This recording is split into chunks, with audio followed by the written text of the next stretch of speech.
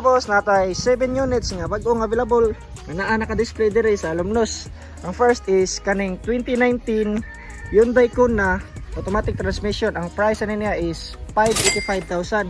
Ang second is Hyundai Stargazer 7-seaters automatic transmission. Ang price niya is 895,000. Napunta dire Ford EcoSport nga 2017 Trend automatic transmission. Ang price niya is 395,000.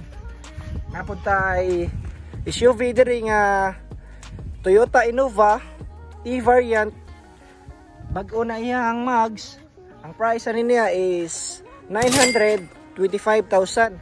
Napunta ay bag-ong abot diri nga Cherry Tiggo nga wala pa na post. Ipictura ni siya karong adlaw, wala pa na detail. Ay na detail ni ligo na liguwang nga naabot tayo diri available nga 2021 nga Toyota Wigo G variant automatic transmission. Ang price niya is 497,000. ug nangita sa kag low model niya ang presyo ubos kayo natay 2019 Toyota Wigo naka sit up na, naka mags, nanay roof rack. Ang price niya is 449,000. Napatay daghang available diri natay available nga new look Ford EcoSport 2019 automatic transmission. Kato na siyang top of the line EcoBoost 1.0 engine displacement, naka sunroof na siya and also naka leather seat. Ang price niya gi-markdown na to is 585,000. Naka touchscreen na ni siya, dako na niya touchscreen. Napunta ay 2019 Honda BR-V automatic transmission, naka leather seat. Ang price niya is 688,000. Napunta ay duha ka sedan diri nga Mirage, same model, different variant.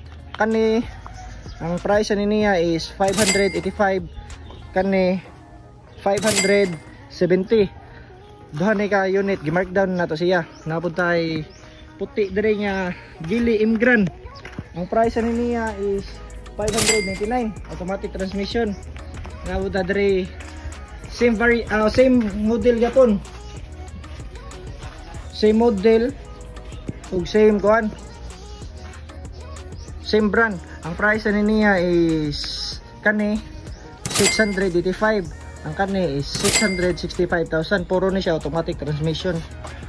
Natay buyer nga nag-view diri nga natay latest model nga 2023 Toyota Vios XE automatic transmission from 625 down to 585,000. Nabot ay 2020 Toyota Rush G variant automatic transmission. Ang price niya is 799,000. So if naamoy nagustuhan sa akong video mga boss, i-PM ko ninyo, hindi comment or please lang sa ko like sa akong page para makita ninyo ang mga video o mga available nga sakyanan nga akong ipang-post.